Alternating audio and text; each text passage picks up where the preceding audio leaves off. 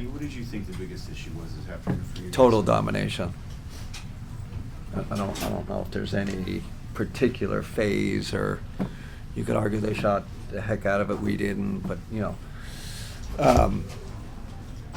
defense, offense. I just think they show why they're champions. They dominated us in every phase. I felt like physicality, shot making, turnover battle. I do think we rebounded decently. That was maybe if we take a positive.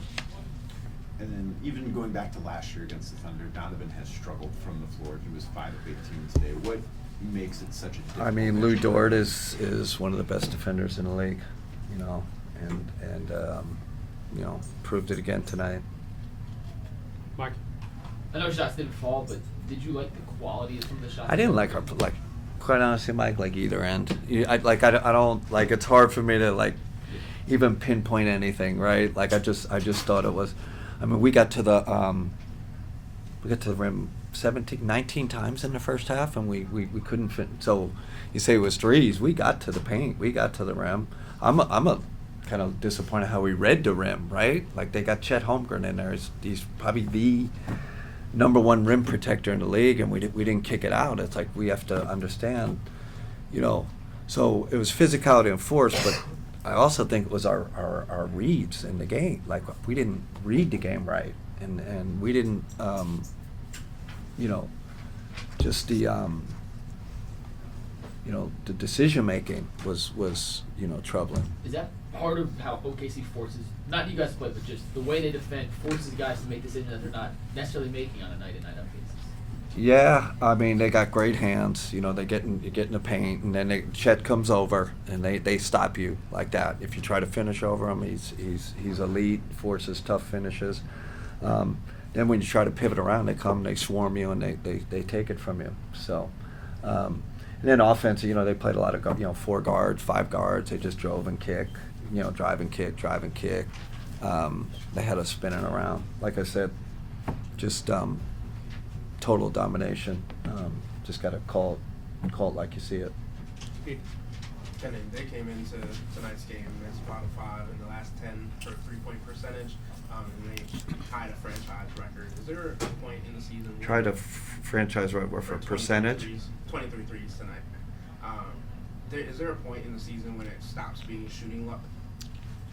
I just said it wasn't shooting luck. I said it was everything tonight. Like if I could come up here and say, hey, we didn't shoot it well and they shot it well, I would have said that. But I said it was pretty much every phase of the game.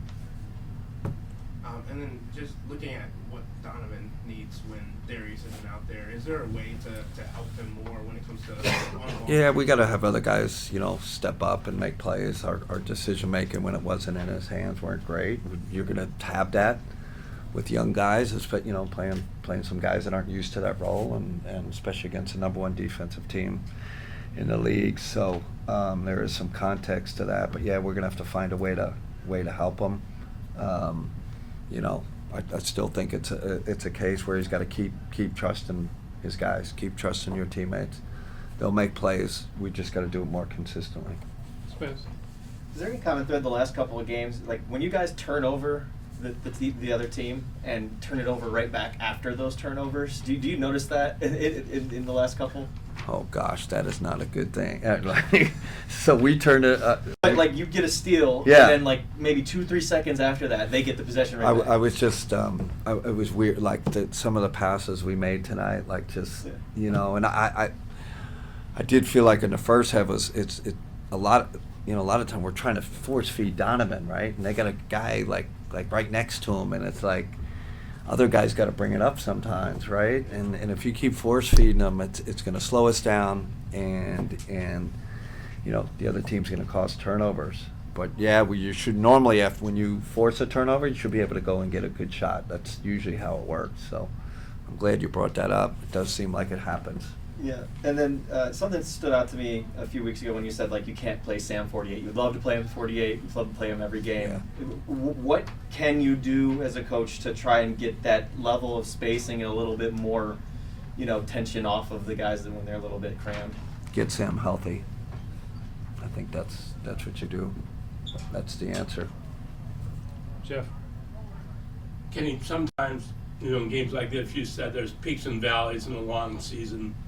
Can you say that about this game, or is there more than that? I do think these games happen in the NBA, right? You get blown out. I don't feel like we've had a lot of these. I feel like it's been pretty sporadic. It's one of these games. You almost have to flush it. Obviously, we'll look at it. We'll try to get better from it, but we gotta move on. We gotta we'll bounce back. We got a good group. Got to bounce back in Charlotte. Last one, Jim. You talk about passing and beads at the rim, that sort of thing. I mean, you guys are missing a pretty big part of your calculus there. How much did not having Darius make an impact? I don't want to lean on that. I mean, we were in Philly, and they had Embiid and at the rim, and we made good decisions tonight. Our decision making was just not, obviously 21 turnovers. And like I said, I got to learn. We were trying to get to the rim. We were in there. We were going hard at the rim. But sometimes it's like, okay, they got 3 guys at the rim. We have to play behind the defense. There's someone behind you throw it to, and then you throw it to the next side. And that's how you. It's hard just to play in a funnel against these elite teams. Just funnel and downhill and just try to. It's like jamming it in this place you can't go. You have to move it around, move that funnel, and then attack on the second side or third side. And we didn't do that. We tried to do it at first intention, and they're too good a team to do that. And then with Chet had a big game tonight. What have you made of his? How does he change the way you have to? Yeah, they got a 5-out advantage with him. If he's making those pick and pop threes. And then you're like, well, and that's how they get their drive and kick it, because now you got to stay home on him, and they're breaking you down. 5-out basketball, when you get an elite center, that can shoot like that, it makes it tough. Okay, let's go Rafa. All right.